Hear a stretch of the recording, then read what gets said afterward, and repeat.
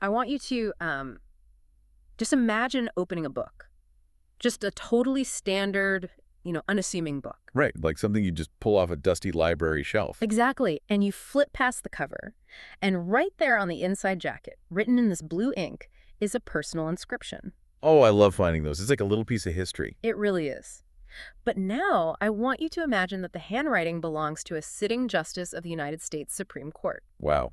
Okay, that changes things a bit. Yeah, just a little. And the inscription reads, quote, "You were my first role model, someone with a passion for fighting for change. Thank you for all you have done for so many and for what you continue to do." I mean, it literally gives you chills just thinking about it. Right. To hold a piece of history like that in your hands, it's this incredibly quiet yet profound acknowledgement of the sheer gravitational pull of one person's life. Exactly. And the person who received that inscription from Justice Sonia Sotomayor, that is Manuel del Valle y Colón. And he is exactly who we are unpacking today.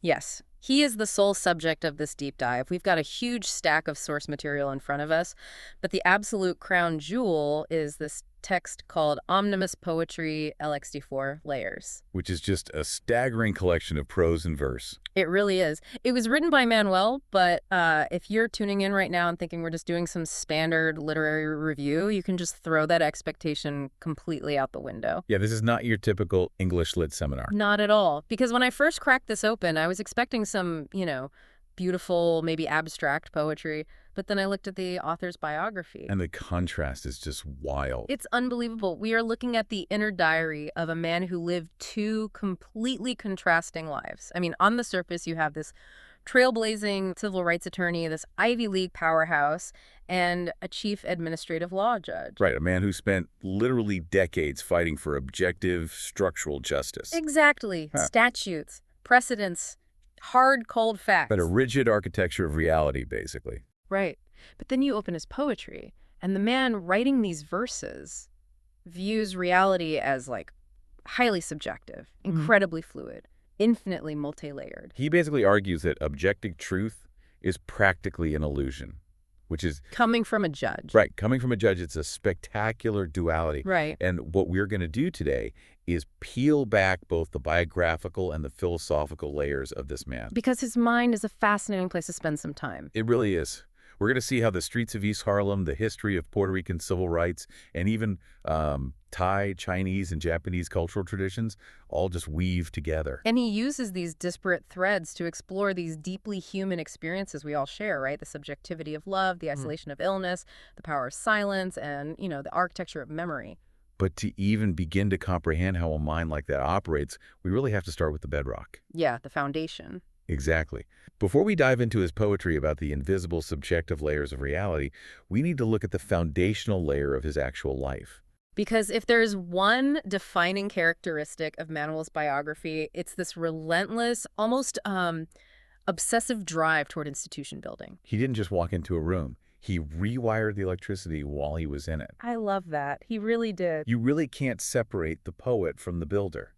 The outer layer of his life, his biography, it provides the absolute necessary context for the inner layer of his poetry. Right. If you don't understand how deeply entrenched he was in the system, the rebellion in his writing just won't hit you as hard. So let's trace this timeline for you guys, because when I say he moves fast, I mean the man is a blur of kinetic energy. Oh, absolutely. So Manuel was born in October 1948 in East Harlem, New York City, to Puerto Rican parents.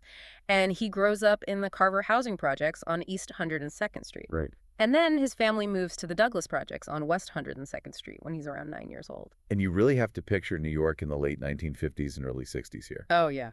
Totally different world. He's attending public schools in Harlem, and he's clearly a standout from day one, because in 1962, he gets into Brooklyn Technical High School. Brooklyn Tech, which, for those who don't know, getting into Brooklyn Tech is a massive deal. Huge. It's one of the most elite, specialized STEM high schools in the entire country. But he doesn't just show up to take notes and go home. He consumes the experience. The level of extracurricular engagement is staggering for a teenager. I mean, it's exhausting just reading about it. It's wild. Okay, so he's the manager of the fencing team. He's on the polling squad, which, by the way, meant he was doing actual on-the-ground polling for New York City elections. as a teenager. Just casually doing civic duty between classes. Right.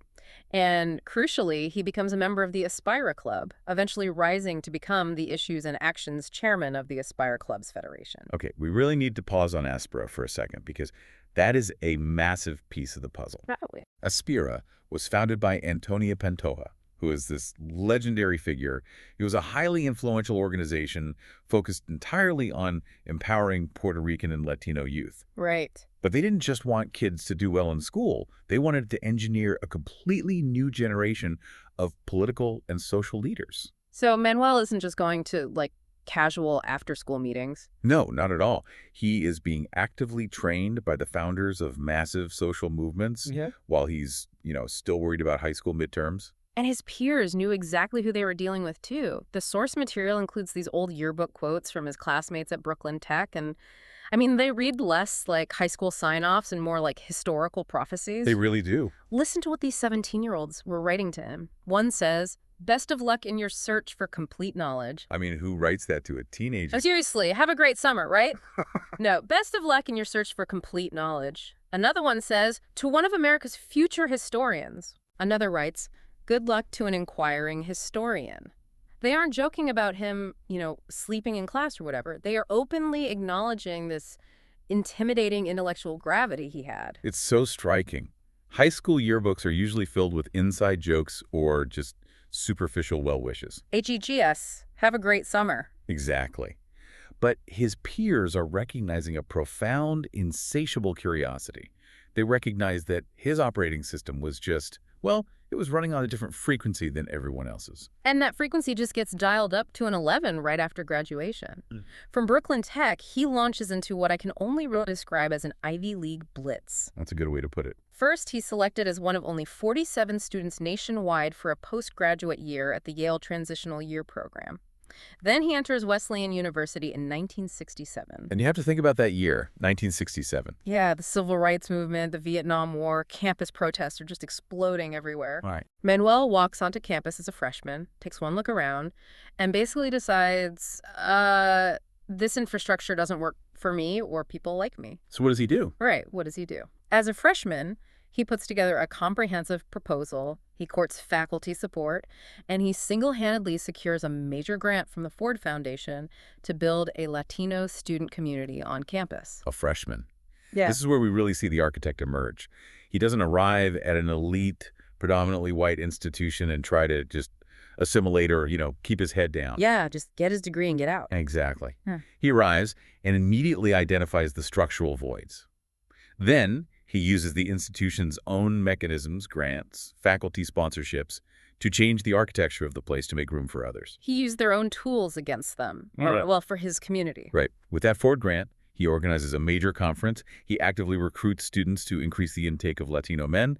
And over the summer of 1969, he co-founds the Eugenio Maria de Hostos Wesleyan Club, Which was the first Latino student organization on that campus. But okay, let's unpack this for a second, because this is the first thing in the timeline that actually made me stop and scratch my head. Oh, really? Yeah. He does all this groundbreaking work at Wesleyan, right? He builds this community from scratch. He gets a massive Ford grant. And then he immediately transfers to Princeton in the fall of 1969. Yeah. I have to be honest, isn't that totally counterintuitive? Like, why spend all that political and social capital to build a house only to literally hand over the keys and walk away the minute it's finished? No. It's a totally fair question. Yeah.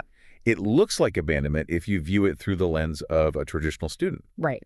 But you have to look at it through the lens of a systems thinker. Manuel wasn't a settler, He was a catalyst. Okay, catalyst. He saw an opportunity at Princeton, which was a university with even greater historical influence, wealth, and institutional weight at the time. Sure, bigger stage. Exactly. Yeah. He understood that the invisible systems governing these elite spaces were practically identical. So his logic is basically, I've proven the blueprint works at Wesleyan. Now, I need to take this blueprint to the biggest stage possible and force them to build it too. Oh, wow. It's a highly strategic, almost militant approach to structural change.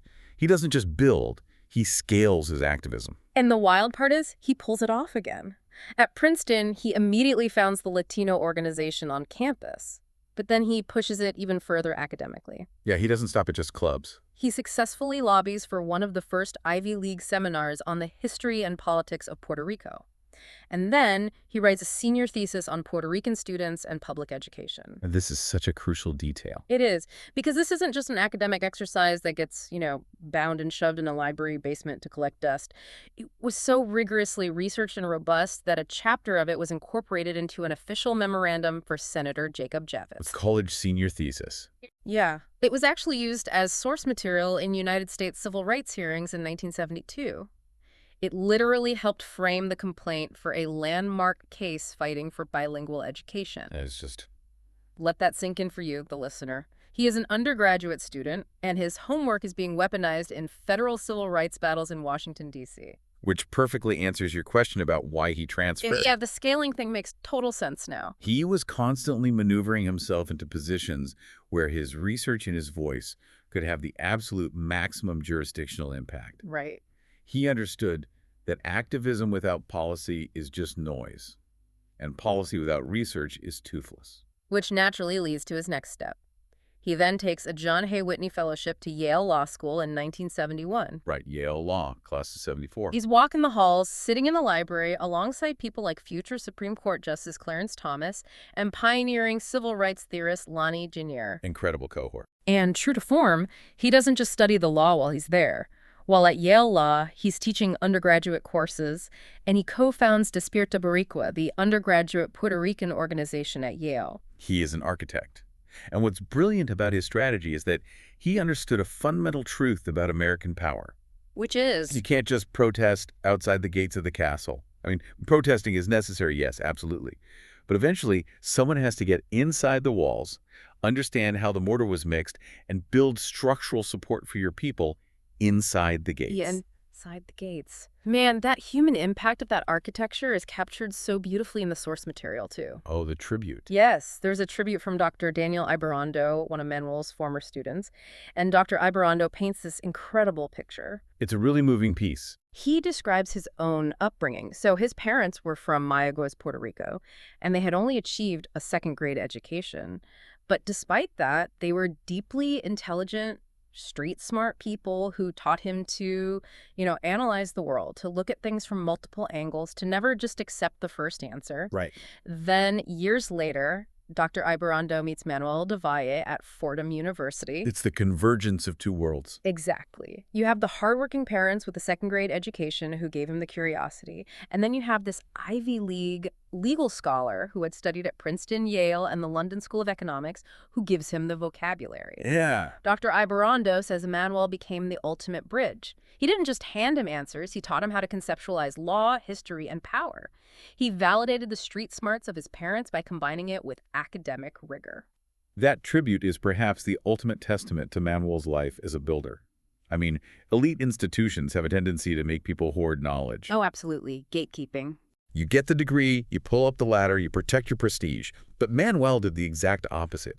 He acted as a conduit. He left the ladder down. He took the esoteric, hoarded knowledge of Princeton and Yale and passed it down, teaching the next generation how to dismantle and question the structural realities of their own lives. So if you're listening to this, you now have the profile of the man. We've established the lawyer. We have a chief administrative law judge for the Social Security Administration. We have a former trial attorney for the Department of Labor. A heavy resume. Very heavy. We have a man whose entire professional waking life is governed by statutes, precedents, evidence, cross-examinations, and cold, hard, objective facts. Right. But here is where we pivot. Because you really have to wonder, how does a mind so steeped in rigid institutional logic, a mind that deals with the grim reality of administrative law every single day, process the abstract, messy, emotional chaos of being human? By writing poetry. Yeah. And not just a little poetry. He wrote 74 volumes of it. 74 volumes. It's a staggering output. And this brings us to the beating heart of our deep dive today. Omnibus Poetry, LXXIV. Layers. A masterwork. I want to talk about that title concept because it represents a massive philosophical shift from his day job. He writes extensively that reality is multi-layered. He argues that what we perceive isn't the truth, but an interpretation. Nice. An identity. Identity isn't a fixed state for him. It is both a performance and an essence, depending entirely on who is watching. It's a fascinating rebellion against his own profession, really. How so? Well, think about it. In a courtroom, the entire goal of the legal apparatus is to strip away interpretation. You want to eliminate bias, discard subjectivity, and arrive at a single, verifiable, objective truth. The facts of the case. Exactly. But in his poetry, Manuel argues that the pursuit of a single objective truth is often a fool's errand. The truth isn't found by stripping away the layers. The truth is the layers. The truth is the layers. I love that. I want to look in a very specific poem that bridges this gap between his life of bureaucratic action and his internal poetic philosophy. The assembly line one. Yes. It's a piece about an assembly line. And when you hear assembly line, you immediately think of, like, Henry Ford cars, identical widgets, right? Like industrial repetition. But Manuel subverts it. He describes an assembly line churning out a row of identical, quote, brown box cubes. They are perfectly uniform.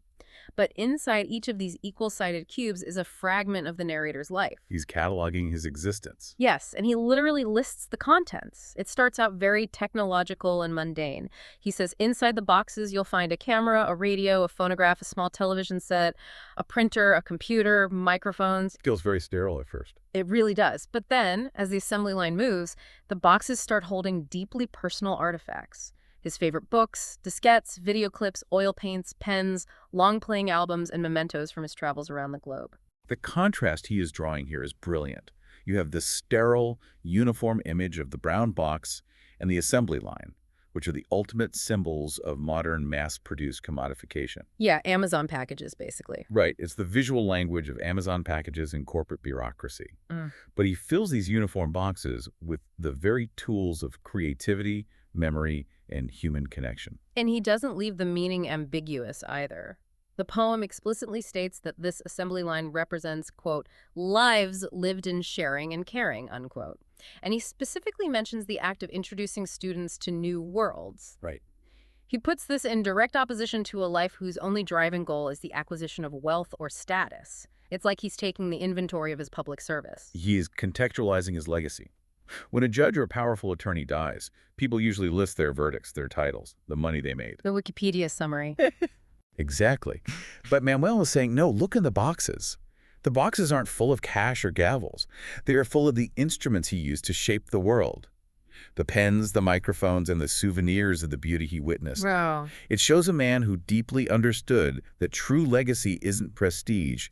It's the impact of the fragments you leave behind for others to unpack. And he is very clear that unpacking those fragments, like truly understanding another human being, is never as simple as just opening a box. No, definitely not. There's another poem in this collection that I couldn't stop thinking about. It's about the, quote, enigma in every human being. Oh, this is a great one. He describes this inherent sense of mystery, this unpredictable, irrational nature that we all carry around.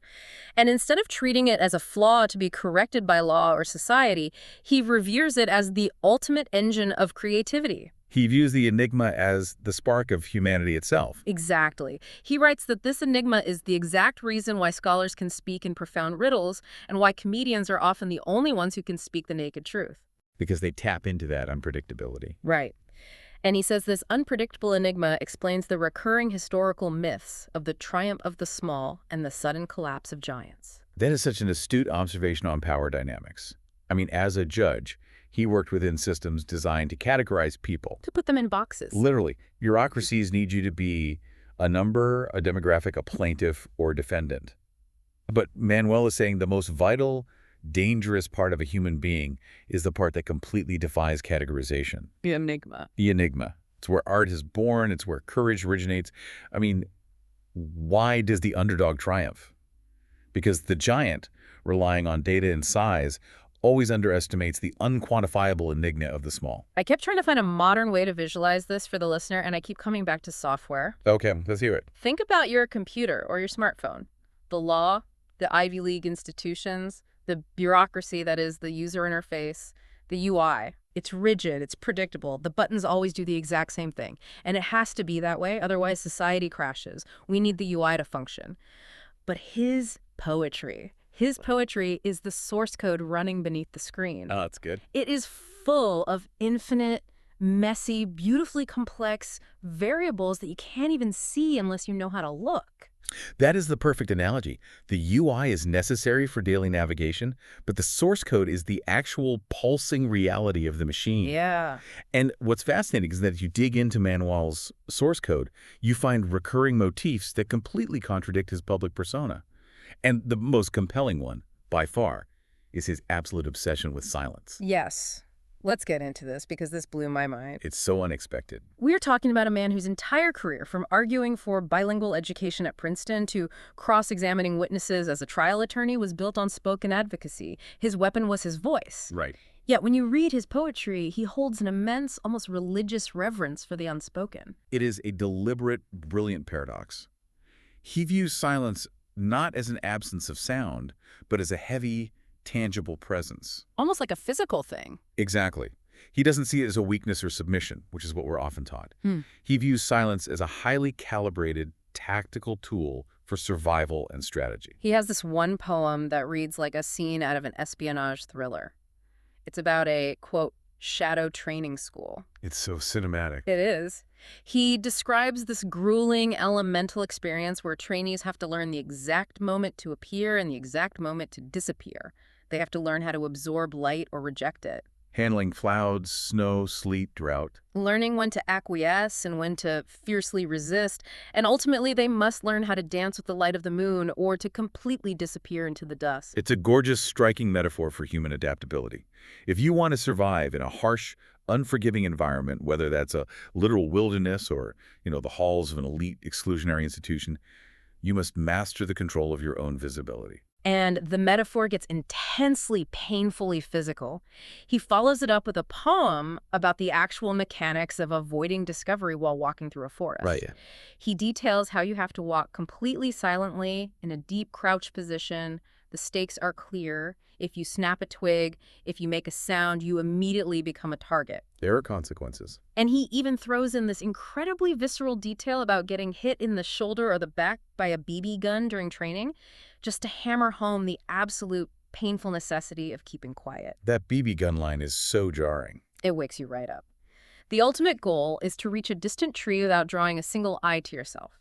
He compares this soundless, methodical tracking to the ancient Amerindians of the North American plains stalking their game. But he doesn't just leave it as this romantic, naturalistic metaphor, right? He is a lawyer, after all. He explicitly translates this forest tracking into a hyper-modern context. I know, the pivot gives you whiplash. The poem just shifts and says, basically, hey, there's a lot to learn here for handling the day-to-day affairs of a business or enterprise. Right, from the forest to the boardroom. Exactly. He advocates for using silence to literally lie in wait for your competitor or your adversary. Right. You stay in the crouch position. You let them make the noise. You let them reveal their position, their ego, their strategy. You just watch. And then, once they've exhausted themselves, you smoothly and slowly disarm them. He writes, quote, "There is winning for a side that uses silence to its advantage." This reflects such a deeply strategic, seasoned mind. I mean, in law and business, in negotiations, the person who feels the need to fill the silence is almost always the one who loses. They just talk themselves into a corner. Exactly. The one who speaks first or speaks loudest often gives away their leverage because they are desperate to be understood or, feared. But Manuel understands that silence is the ultimate form of information gathering. It forces the other side out into the harsh light. While you remain safely in the shadows, analyzing their movements. But he takes it even deeper than just courtroom tactics or business strategy. He elevates silence to a moral imperative. There's another poem that declares unequivocally, quote, "There is no crime in silence." This is such a fascinating legal argument. And I want you to listen to how he defines it. He calls silence the decision not to act, the action of inaction.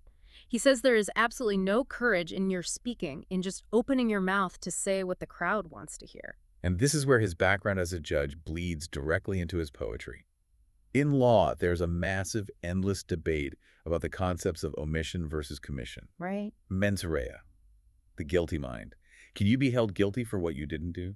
If you see a crime and say nothing, are you complicit? The law usually says no unless you have a specific duty of care. Exactly. But morally, that's a huge gray area. And Manuel is stepping right into that gray area and asserting that intentional silence, the conscious action of inaction, is a valid, powerful choice. He notes that human theorems, our laws, our bureaucracies, they often fail because they try to artificially categorize every single human behavior. Which is impossible. Right. But human knowledge can't contain what he calls the vastness of the quantum world. I love that phrasing. He actually writes that silence is needed to, quote, fill in the gap, to honor the void, and to unmake the pettiness of mankind. Exactly. When human laws and language fail to capture the sheer complexity of the universe, silence isn't a failure. It is the only appropriate, respectful response to the void. Okay, I have to jump in here and genuinely push back on this because it's driving me crazy. Okay, let's hear it. For an activist whose entire life, from Aspera in Harlem to fighting for bilingual education at Princeton to co-running Puerto Rican organizations at Yale, his whole life was entirely about giving a voice to the voiceless. Right. So isn't praising silence a massive contradiction? Isn't silence exactly what the oppressor wants? Is silence a weapon for him here, or is he just exhausted and using it as a shield? It's a brilliant tension, and you're so right to call it out. It absolutely looks contradictory. But I'd argue it's both a weapon and a shield, and you have to view it through the lens of the modern era he was observing. Okay. Think about the world we live in right now. We are drowning in an absolute avalanche of information, takes, opinions, and noise. Oh, 100%. Manuel explicitly writes about how obfuscation and noise are used by those in power to confuse and control the masses. In an environment where everyone is screaming at the top of their lungs, intentional silence is a radical refusal to participate in the toxic noise. So it's a boycott of the noise. Precisely. It's a shield because it protects your mental architecture from the bombardment of modern rhetoric and propaganda. But it is a weapon because it preserves your energy. Right. When you hold your silence, the moment you finally choose to speak, your words carry the weight of a hammer. He wasn't advocating for the silence of the oppressed. He was advocating for the strategic silence of the warrior. That makes total sense. If silence is how we protect ourselves from the toxic noise of the world, then how do we actually connect with each other? That's the next layer. Right. If we are all just walking silently through the forest, how do we build relationships? This brings us to the next incredibly vivid layer of his poetry, the relational reality of the senses. This is my favorite part. Manuel argues that human connection doesn't just make us feel warm and fuzzy, it literally, physically alters our perception of reality. He is diving deep into the subjectivity of human experience here. We are taught to think of our five senses as objective, biological data collectors, right? A rose emits certain chemicals, so it smells like a rose. Salt has a specific molecular structure, so it tastes like salt. It's science. But Manuel's poetry throws that completely out the window. He suggests our senses are entirely filtered through our emotional, relational, and historical layers. And he proves it with these sensory poems that are so incredibly specific, you can almost feel them. Let's do a thought experiment with you, the listener. Let's do it. Think about the smell of rain. We all know that smell, petrichor, that rich, earthy scent when a summer storm hits dry soil. Most of us agree it smells good. Yeah, it's universally loved. But Manuel says the smell of rain has no objective reality. It is entirely subjective based on what memory it unlocks in your brain. He writes that for dog lovers, the rain instantly brings back the wet fur scent of a puppy they had. Oh. While for cat lovers, they smell a kitten. For people who love fishing, a rainstorm in the city suddenly smells like the salt of the ocean. He is saying the rain is just a trigger. The reality of the scent lives in your memory, not in the water. Right. And he expands this beyond nature into deeply human manufactured spaces, too. He writes that for children trapped in an amusement park during a downpour, the rain actually releases the smell of popcorn, cotton candy, hot dogs, and corn on the cob. Because that's what they're surrounded by in their memory. Exactly. For painters sitting in their studios, the rain smells exactly like their oil paints. For park lovers, it's the overpowering scent of freshly mowed lawns. It's brilliant. The rain itself is just a blank canvas, and your biography paints the smell. But where he really pushes this concept to the absolute limit is his poem about the taste of food. Oh, this one is so visceral. He writes about a narrator whose entire gustatory experience of a meal is dictated solely by the company he keeps at the table. This is a profound, almost neuroscientific exploration of relational reality. Again, the chemical composition of the food on the plate does not change, but the emotional layer that you project onto the person sitting across from you rewrites your physical sensation of the meal. I want to list these out because the associations are so bizarre, yet they feel so universally true. He writes that when he eats with his parents, the food always tastes bland. Think about that. The comfort, the routine, maybe the lack of excitement. Bland. Right. When he eats with his girlfriend, everything on the menu tastes sweet. But here's the one that got me. When he eats with his best friend, he says the food tastes bitter or sour. Which is such a fascinating counterintuitive choice. You would immediately expect a meal with a best friend to taste savory or hearty or, sweet. Exactly. But choosing bitter and sour, that implies a deep shared history. It implies a rawness, a space where you can complain, where you can share the bitter pills of life, an unfiltered honesty that you only ever share with someone you trust implicitly. The bitterness isn't bad, it's authentic. Yes. You only drink sour whiskey with your best friend. Exactly. And the list goes on. With an art teacher, the food is zesty and citrus-like, full of color and sharp edges. With his teammates, it's salty, like sweat and effort. But the absolute best contrast in the poem is the difference between eating with an employer versus eating alone. Oh, the employer one is stressful. He says that when he sits down to a meal with an employer, the food tastes heavy, musky, and peppery. You can literally feel the anxiety in those words, musky and peppery. There is weight, there is pressure, there's an uncomfortable heat in that power dynamic. You're just swallowing your stress. But then, when he eats alone, when there is absolutely no one across the table projecting their layers onto him, he says everything tastes like a mix of strawberry and mint. Strawberry and mint. It's crisp, it's effortlessly sweet, it's the solitary clarity of just being yourself. I love that. This poem perfectly encapsulates his philosophical stance that perception creates reality. A meal isn't a fixed, objective thing. It is a relational event. We don't just consume the calories, we consume the emotions of the people across the table from us. We consume the emotions of the people across the table. That's a great way to put it. And Manuel knows that emotional consumption leaves a permanent mark on your soul. Yeah, it doesn't just fade away after the meal. Right. He explores this in a poem called Emotional Archaeology. The narrator talks about wanting to paint a portrait of his 5 past lovers, and it's not from a place of bitterness or regret. He wants to thank them. Very gracious. He wants to thank them for teaching him what to do and what to avoid, for teaching him how to love, and equally important, how to let go. He acknowledges a hard truth, that relationships aren't always meant to last forever. But their value, he says, reverberates through eternity. It's an incredibly mature, highly layered view of romantic love. Often, when a relationship ends, we view it as a failure. What total waste of time. Right. But Manuel says the loss of the relationship does not negate the value of the experience. Every single person you love adds a foundational layer to your internal architecture. They teach you, as he essentially puts it, your own personal grammar of what it is to love. Everything and everyone carries biography, which brings us to what might be my favorite vignette in the entire collection. The punk rocker. Yes, the poem about the blue lipstick. The scene is set in this loud, gritty downtown bar in Shanghai. On stage, there's this guy who looks like the ultimate punk rocker. He's wearing a silver jacket, a spiked black leather punk collar, a single earring, heavy black boots. The whole getup. And he has this striking, vibrant blue lipstick on. He's the lead singer of a rock band, and he's up there screaming into the microphone, playing this loud, angry, aggressive music, just releasing all this pent-up rage into the crowd. If you look at him, he projects a very aggressive, confrontational, almost intimidating outer layer. The UI is screaming, stay away. Exactly. If you judge him by his outer layer, you categorize him instantly. But then Manuel peels back the layer for the reader. We find out the narrator isn't wearing blue lipstick to be edgy. He isn't trying to shock the bourgeoisie. Yeah. He is wearing it in solidarity with his sister. We learn that his sister has a severe health condition that affects her ability to breathe, leaving her literally suffocating with blue lips. It's heartbreaking. This fierce, screaming punk rocker is actually a deeply loving, broken-hearted older brother.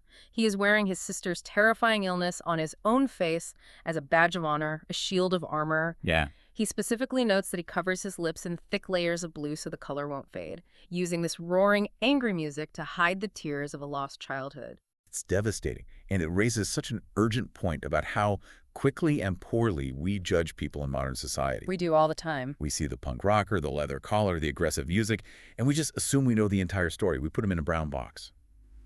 But the actual reality beneath the performance is an act of profound, helpless love for a suffocating sibling.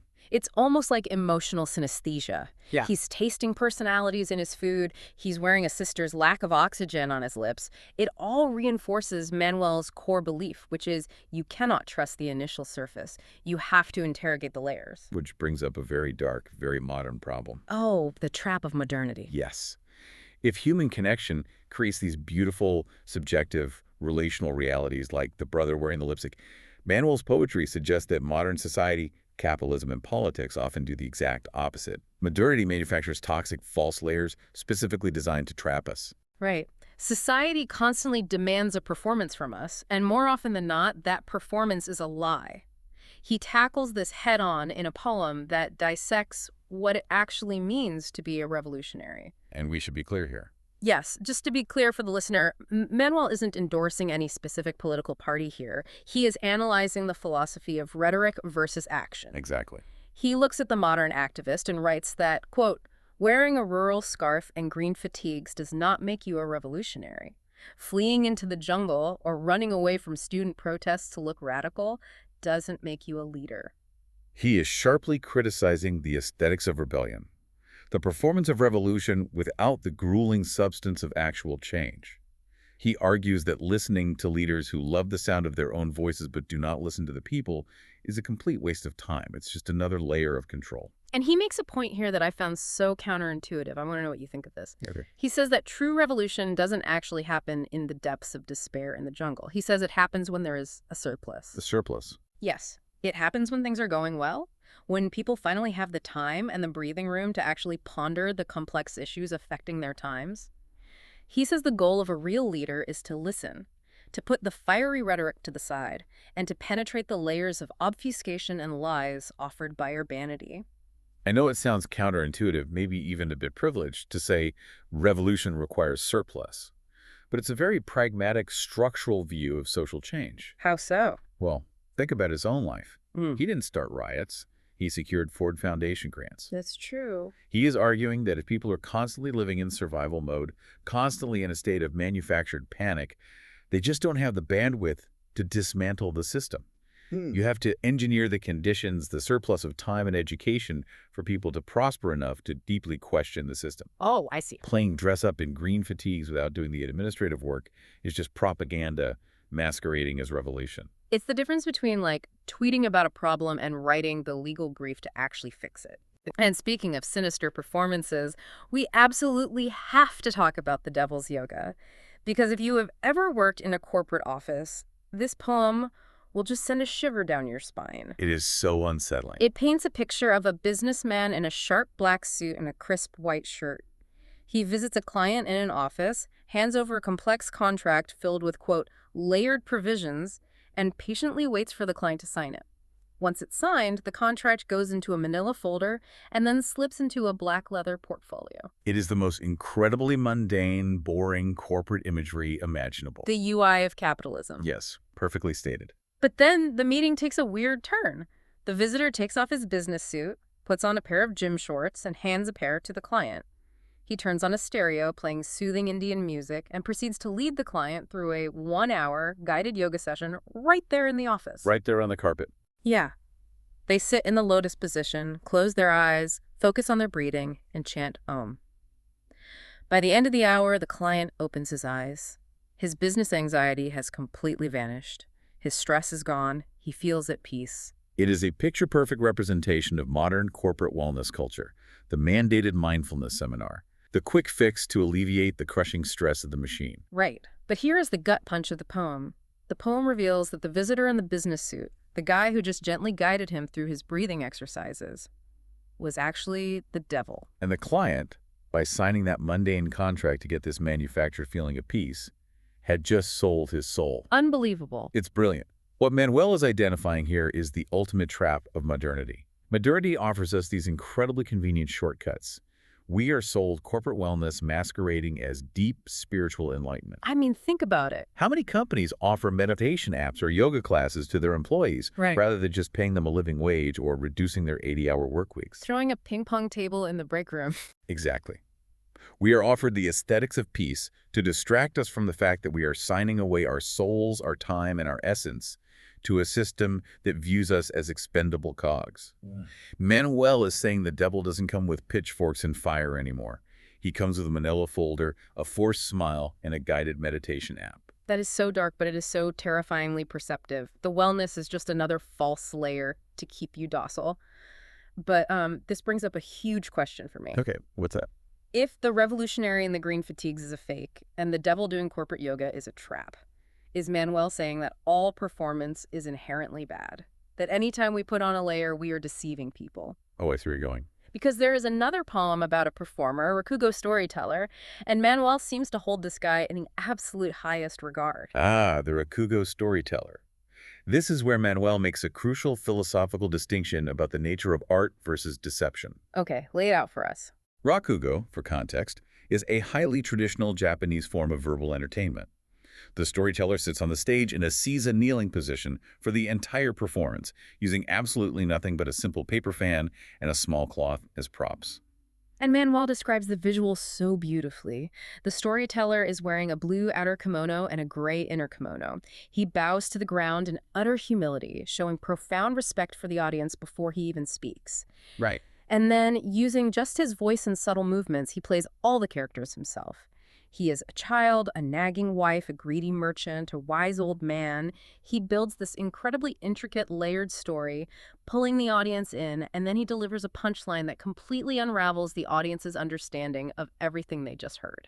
The poem says he reveals a layered truth of the tale. And the audience's reaction is visceral. The applause is deafening. They recognize the consummate lifelong skill required to weave those invisible layers of narrative. But then the poem takes a tragic turn. It does. The storyteller falls to his side on the stage and simply dies. A Shinigami, a Japanese spirit of death, arrives to take him away, softly saying that his story is over. Yeah. So explain this to me. Why is the storyteller's performance noble and beautiful, while the businessman's yoga performance is demonic? I mean, they are both putting on a show, right? It all comes down to intent and sacrifice. Intent and sacrifice. Exactly. The fake revolutionary and the corporate devil use performance to obscure the truth. Their goal is extraction. They want to extract your loyalty, your labor, or your soul. Right. The Rakugo storyteller uses performance to reveal the truth. He sacrifices his own energy, his own body, pouring everything he has into the art, not to extract anything, but to give the audience a fleeting moment of profound clarity, joy, and truth. Intentional art is a noble sacrifice. Toxic modernity is a deceptive extraction. Intentional art versus deceptive extraction. That makes so much sense. It's the difference between building a layer to help someone finally understand the world and building a layer to permanently blind them to it. Precisely. And this incredible tension between the layers we build leads us to the final, innermost core of Manuel's worldview. The bedrock. Yes. If society, the legal system, corporate culture, and human performance are all constructed layers, some beautiful, some toxic, what is the bedrock? What is the unvarnished, objective truth at the very bottom of the human experience? Throughout all 74 volumes of these poems, whenever the human layers become too heavy, too deceptive, or just too painful to bear, the narrator always turns to one place, the natural world. Nature is the final, undisputed judge in Manuel's philosophy. It cannot be negotiated with, it cannot be bought with a manila folder, and it cannot be deceived by a clever performance. You see this contrast so clearly in a poem that compares a humble hospital clinic to modern medical infrastructure. This one is so striking. He describes this small, aging coastal clinic sitting just a few hundred feet off a rocky shore. The walls are completely open to the air. The patients lying in their beds can actually smell the salt of the sea. They watch the sunrise turn the ocean red like fire, and they fall asleep to the rhythmic sound of blue-gray waves crashing against erosion-resistant rocks. And he specifically notes the demeanor of the staff, too. He writes that the doctor and nurse have a certain genuine smile on their faces, a piece that you simply do not find in a modern, multi-floor, state-of-the-art hospital. Because, as he bluntly writes, quote, "Something is lost when space becomes a commodity. Think about a modern hospital." It is a triumph of engineering and layered bureaucracy. Exactly. It has the best machines, the most sterile UI, but it completely lacks the hospitality and rhythm of the natural world. He writes that the sunsets at the small clinic are, quote, "layered, spectacular realities offered without cost to each patient." Nature is providing a profound healing layer that capitalism, with all its billions of dollars, simply cannot replicate. But we shouldn't mistake his view of nature as purely gentle or romantic, either. Oh no, nature isn't just a healer. It is an unstoppable, uncompromising force of justice. Yes, the tsunami poem. This piece reads like a mythological thriller. It really does. A man is outside and sees a cluster of lightning rays in the sky, ready to strike. He panics. He gets in his car and speeds to a familiar, massive building with a huge parking lot. He runs inside, swipes his membership key, and hurries down into a subterranean, underground swimming pool. He thinks he's outsmarted nature. He changes his clothes, gets in the water, and he feels this overwhelming sense of smug relief. He thinks he has completely outsmarted the storm. He's underground, buried beneath layers and layers of reinforced concrete. He can't hear the thunder, he can't see the lightning. He genuinely believes that the artificial layers of human construction, the architecture, the membership key, the concrete, have saved him from the elements. But he missed one fatal detail. The building he fled to is right on the beach, and while he was swimming his laps in the basement, the ocean outside was receding. The water was silently gathering for a massive tsunami. And the poem reveals the critical piece of information, why this is happening to him. Right. The man is clutching a necklace that he had recently stolen from a sacred temple. He angered the gods through his greed, and there is absolutely no escaping their wrath. The layers of concrete meant absolutely nothing. It's such a powerful, terrifying allegory for hubris. I mean, you could be the smartest lawyer in the room. You could hide behind the thickest walls of wealth, elite status, or complex legal maneuvering. You can build the most secure UI in the world. But you cannot outlawyer a tsunami. You can't. The moral debt you owe to the universe represented by that stolen temple necklace will eventually come due. And when it does, nature will be the executioner. The brilliance of the legal mind always, inevitably, yields to the raw physics of the natural world. It strips everything away. It leaves you with absolutely nowhere to hide. And we see that ultimate, final stripping away of layers in the very last vignette we want to discuss today. The river. Yeah, it's a poem about a man returning to his hometown river. The narrator has been living in a massive metropolis for years. He's been grinding, working long hours, long weeks, totally caught up in the endless layers of ambition, career, status, and survival in the city. All the artificial constructs. But then his world stops. He receives a terminal medical diagnosis, an incurable illness. The ultimate collapse of the illusion of control. Every plan, every meeting, every ambition is instantly rendered meaningless. Exactly. All those city layers immediately evaporate. He is forced to leave the metropolis and return to his ancestral home. He walks down to the river where he learned to swim as a little boy. It's completely empty, completely silent. And he sheds his clothes. Yes, shedding the uniform of the adult world, just as he did when he was a kid. He jumps into the freezing, gushing white water. He describes feeling like he's caught in a whirlpool, and as he spins, he is being physically and spiritually cleansed of all his urban troubles, reliving the pure, carefree joy that he had suppressed for decades. I want to highlight exactly how Manuel phrases this because it's beautiful. He writes, quote, "For the first time in years, his worries were stripped away, and no diagnosis could ever take away the happiness and support he felt from his hometown oasis." The river that nurtured him as a child reclaims him at the end. The disease might be ravaging his cells, it might take his physical life, but the river gives him back his absolute essence. Yeah. The water washes away the Ivy League graduate, it washes away the urbanite, the stressed employee, the sick man, and leaves only the pure, unlayered boy in the water. It brings this entire deep dive full circle. I mean, the man who spent his entire waking life building complex institutions, arguing the nuances of civil rights law, and navigating the most layered legal systems in America. Yeah. Ultimately finds his deepest, truest reality in the most primitive, unlayered space imaginable.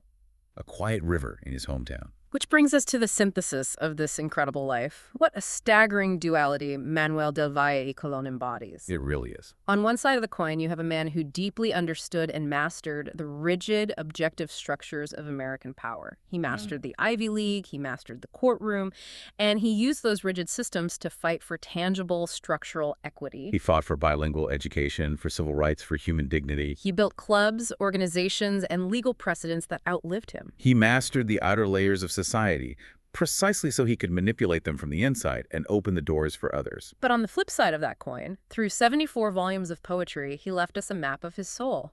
He reminds us that the rigid, objective world of law and bureaucracy is just a necessary interface. The UI. Yes, the UI. But the actual reality of being a human being is infinitely mysterious. It's subjective.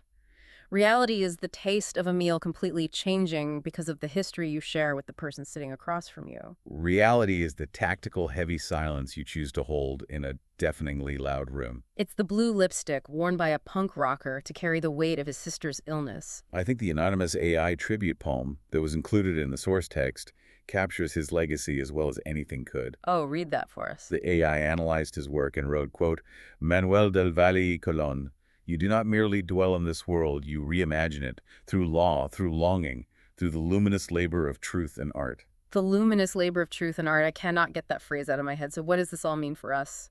For you listening right now? That's the big question. We started this deep dive thinking about Justice Sonia Sotomayor calling Manuel her first role model. In his public life, he modeled exactly how to fight for systemic change in the courtroom and the classroom. But through his poetry, he models something even harder: how to navigate the internal subjective world. He teaches us to look closer, to never just accept the surface level of any interaction, any person, or any system, but to constantly search for the enigma beneath the UI. And I want to leave you with one final provocative thought to mull over as you go about the rest of your day. Manuel's work proves that every single interaction you have, every memory you hold dear, and every truth you firmly believe is filtered through invisible layers. They're filtered through the layers of your childhood, the layers of your past relationships, and the layers of the endless performances that modern society demands of you. But what if you could do what the dying man in the river did? What if, right now, today, you could strip all those artificial layers away? Would you finally find your true, unvarnished, objective self underneath it all? Or would you realize that the layers themselves are who you are? A question very much worth sitting in silence with. Until next time.